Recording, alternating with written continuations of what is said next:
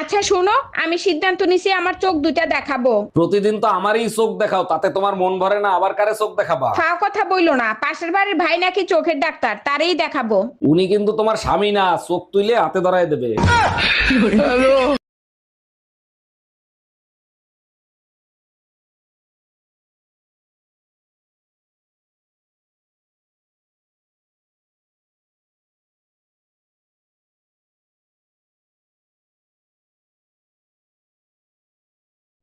এদিকে পৃথিবী সব সময় ঘুরছে, তা পৃথিবীর শ্বশুর ঘরের লোক কিছু বলে না। আর আমি সপ্তাহে একদিন ঘুরতে চলে যাই, মহাভারত হয়ে যাবে মহাভারত।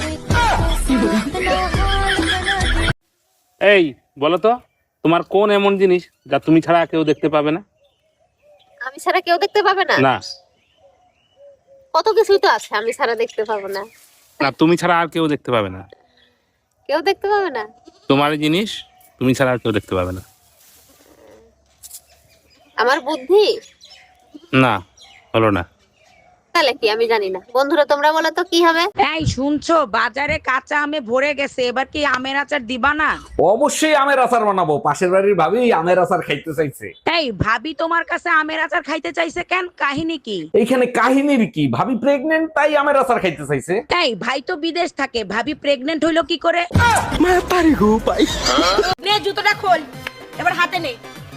যার জুতো বেশি দূরে যাবে যা সেই গিয়ে নিয়ে আয়।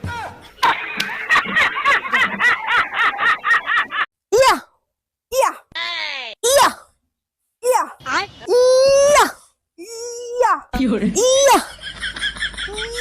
ইয়া। এ স্বামী না, স্বামীর তো নাম ধরে ডাকা যাইবে না। দাদা শ্বশুরে বলছে স্বামীর নাম ধরে ডাকলে হেলে বলে অমঙ্গল হয়। তাইলে কি কইয়া ডাকবো, কি কইয়া ডাকবো, কি পাইছি। এ কুত্তা খাইয়ে যা। এই ঘরে এসি লাগানো ছিল, এসি গেল কোথায়? এসির কিস্তি দেয় নাই, তাই এসি খুলে নিয়ে চলে গেছে। কিস্তি দাও নাই কেন? প্রতি মাসে দিয়ে তুমি আমার কাছ থেকে কিস্তির টাকা নিতা। নিয়ে গেছে, ভালো হয়েছে। শীতের দিনে এসি দিয়ে কি করবা? গরম আসলে আর একটা কিস্তিতে এসি আনবো। Excuse me.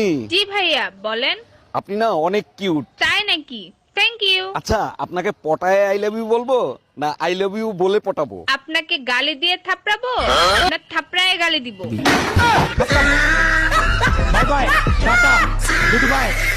ভাবি, বাইরে দেখছি একটা মাই হলে পার্কে করতেছে। গুরুগা লাভ নাই। মানে আমি বললাম না। আরে শালার গিয়ার বক্স আগের মতো নাই, নষ্ট হয়ে গেছে। বলছি এইটা কি ঝুনঝুনি পোদ্দারের বাড়ি? না না, ঝুনঝুনি পদ্মার 3 বছর আগে এই বাড়িটা আমাকে বিক্রি করে দিয়ে তো চলে গেছে। সে তো এখন এখানে থাকেনি। কিন্তু ভাই তুমি কে? ঝুনঝুনি পোদ্দারের নামে একটা পার্সেল ছিল, পার্সেল দিতে আসছি আমি। আসলে আমার নামই ঝুনঝুনি পদ্মার।